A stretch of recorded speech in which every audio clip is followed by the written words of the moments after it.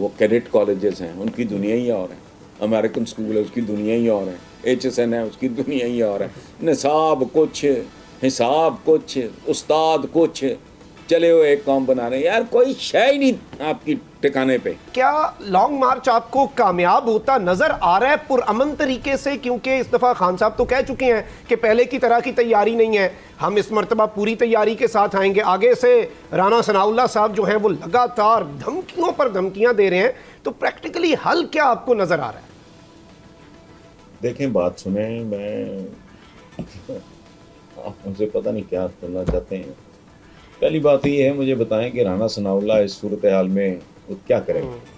وہ کہے جی آ جائیں، میں نے تازہ پھول منگوائے ہیں، ان کے ہار ہیں، آپ کا استقبال کرنے کے لیے ہم تیار ہیں، اور گاڑیاں ہماری سٹارٹ ہو چکی ہیں، آپ کے تشریف لاتے ہی آپ. یہ کیا ہے؟ آبویسلی یہی ہوگا اس طرح کی کنڈیشن. وہ اپنا لانگ مارچ اور شارٹ مارچ اور جو کوئی بھی ہے اب حملہ پلان کر رہے ہیں. دیکھیں بات سنیں بھائی، اس ملک میں جب تک کوئی مصطفیٰ کمال نہیں آتا یہ ٹریک پہ نہیں چڑھ سکتا. اوکے. اور آپ کو بلینک چیک ہے میری طرف سے، اگر میں مر گیا، جب بھی ظاہر ہے موت تو آنی ہے، تو میری قبر پہ جوتے مارنا، ورنہ ہار چڑھانا. یہ نہیں ہو سکتا. آپ دھوکے پہ زندہ ہیں. دس از ناٹ ڈیموکریسی.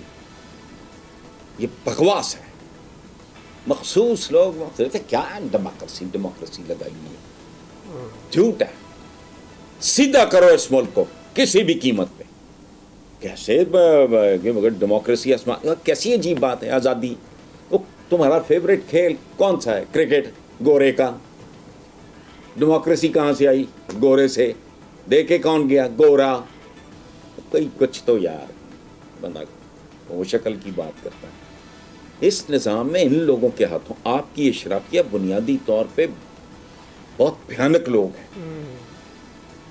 آپ کی اشرافیہ میں کہہ رہا ہوں بہت بھیانک لوگ ہیں.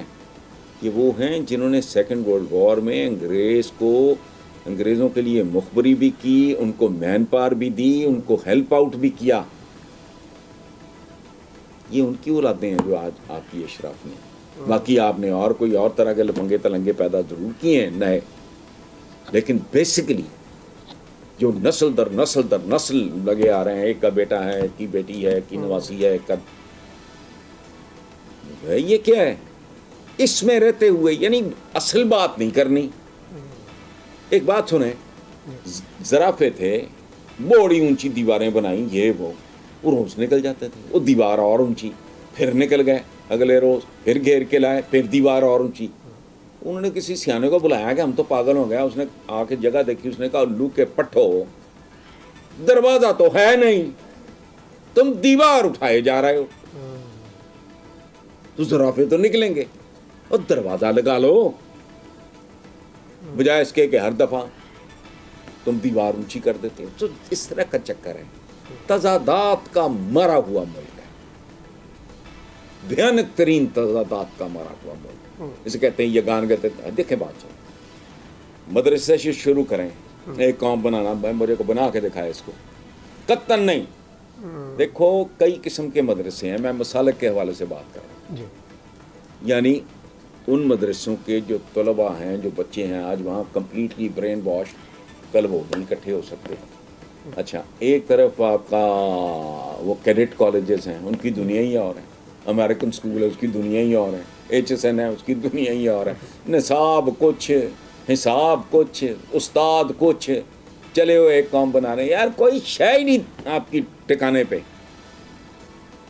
وہ جو کہتے ہیں نا شراب سیخ پہ ڈالی کباب شیشے میں، وہ ہو رہا ہے.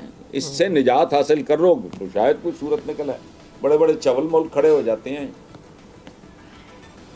تاریخ ساری جھوٹ پہ مبنی آپ کی تقریباً. جی بالکل. اور یہاں پر حسن نثار صاحب ایک آخری سوال آپ سے پوچھنا چاہوں گا کہ نظام کے حوالے سے بھی دیگر جو ہارش ریالٹیز ہیں، انفارچونیٹلی یہ سب کچھ سچ ہے اور اس سے ہمیں بیگانہ بھی رکھا گیا. تو کوئی نزدیک اس وقت اگر ہم کہیں کہ نیئر فیوچر میں کچھ ٹھیک ہوتا ہوا نظر آ رہا ہے، یا پھر اسی طرح سے بس سب اپنا وہ پانی میں مدھانی مارتے رہیں گے اور یہ اسی طرح چلتا رہے گا، اور پھر کیا انقلاب جو ہے وہ اس طرح پرامن آئے گا ہی نہیں، اور جب تک کچھ بڑا نہیں ہوتا تب تک ہم کچھ اچھا ایکسپیکٹ نہیں کر سکتے؟ یاد رکھیں یہ انقلاب والی مت بھی ہم بھی کرتے رہے ہیں، یہ جو بات آپ کر رہے ہو ٹین ایجرز کے طور پہ بیوقوف لونڈے لپاٹے، ہم بھی کرتے رہے ہیں۔ دنیا کا کوئی انقلاب نہیں ہے جس نے نئے ظالم پیدا نہیں کیا، بتائیں۔ اخیر پہ شمر یزید، اچھا کوئی لمبی چوڑی اصل بات یہ ہے، میں نے پہلے بھی عرض کیا تھا کہ آپ جب تک یہاں ان سے جان چھڑا کے 10 to 15 ایئرز ایک رجیم ہو،